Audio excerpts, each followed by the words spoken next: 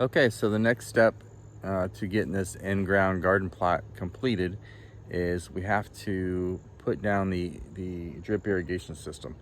I've got a ton of parts collected from over the years that I have to go through and sort and see what I have, and hopefully I have enough to complete this project.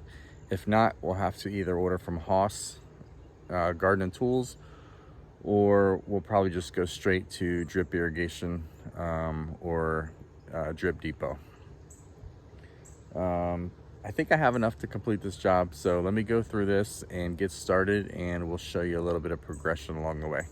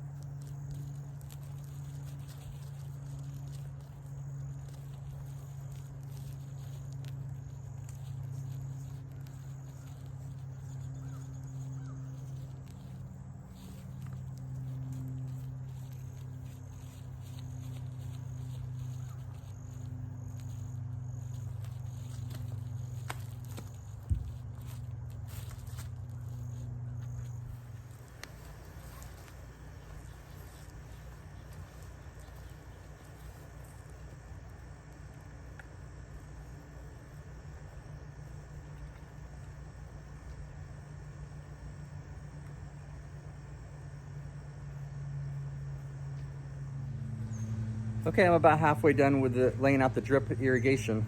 I have a little bit more to test. I have to finish up and tighten up the row ends and make sure everything's straight, and then come back and stake the ends down. So drip irrigation does take a little bit of time to lay out and figure out what layout you want to do, but there are probably over 100 different ways that you can do drip irrigation. If you aren't doing drip irrigation in your vegetable gardening, I would highly recommend it. Like I said, it takes a little bit of time, a little bit of money to get going on the upfront cost, but once it's down, the amount of time you save in going out and making sure your garden has enough water, it will pay for itself in the first year or two. Not only that, it does save a whole ton of water in your garden. It prevents erosion in your garden. It lessens the diseases and fungus on your plants because there's no splash up from overhead watering or hand watering. The benefits really do outweigh the cost and time input that is needed to do this up front. So let me get this finished and we'll show you what the end looks like. Okay, so I have all the drip irrigation laid out. We tested it all, found a couple leaks and fixed those. And now I'm going to go back and start staking down all of the drip tape lines that are coming off the main row. So I'm not going to bury the drip tape. If you do this type of irrigation in your garden, it is highly suggested by me and others, and I even believe by the manufacturer, to bury the drip tape in your rows. I'm not doing that for several reasons. Number one, I just honestly don't want to do all the work. I have to hand dig the little shallow trench on all the rows and then bury the tape, furrows, if you will. And I just don't have the time to do that. And I really would like to get one of those wheel hose that does the furrow for you and then comes back and actually throws the dirt back on the furrow and covers up the drip tape. Those are, you know, kind of expensive, so I highly doubt I'm going to get one anytime soon. But I have a whole lot of other stuff to do, and I'm not sure when this video is going to be posted, but we're about 5 days out from possibly getting hit by a hurricane. The possibility is, they say as of this morning, 60 to 65% Florida landfall, and all the spaghetti models and NOAA is pointing the cone right in our direction.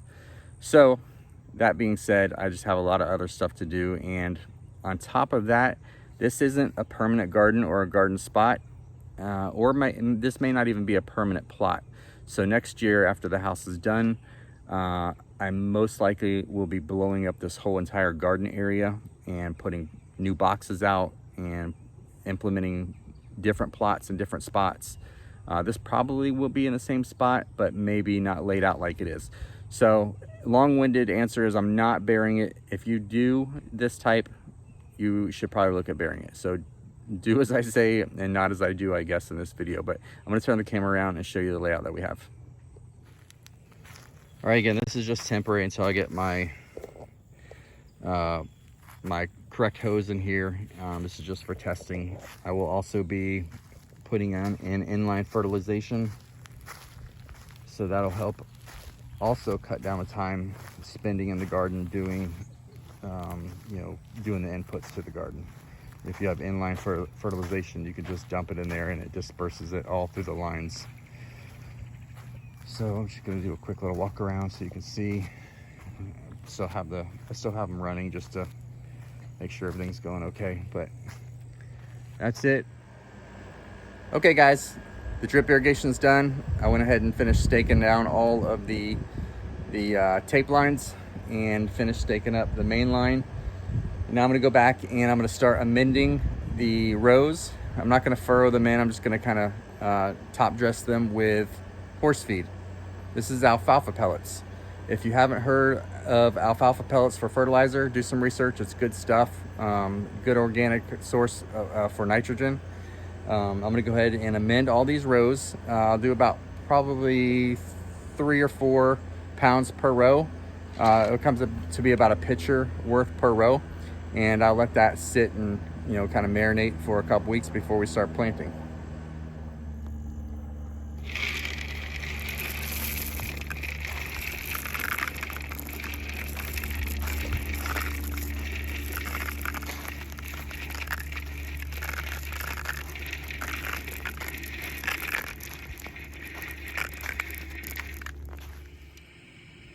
Okay guys, that's gonna do it for this video of the drip irrigation. Behind me here, we have our starts still going. Most of them are doing pretty good. This shea cloth so far has worked out just like I had hoped it would. Next year, hopefully we're gonna be building something a little bit stronger, a little bit bigger, a little bit nicer looking. But I have a little bit more growing out to do. I'm gonna push them a little bit harder, put a little bit of fertilizer on them, and push them here within the next 7 to 10 days. And hopefully they will be ready to put inside the in-ground garden.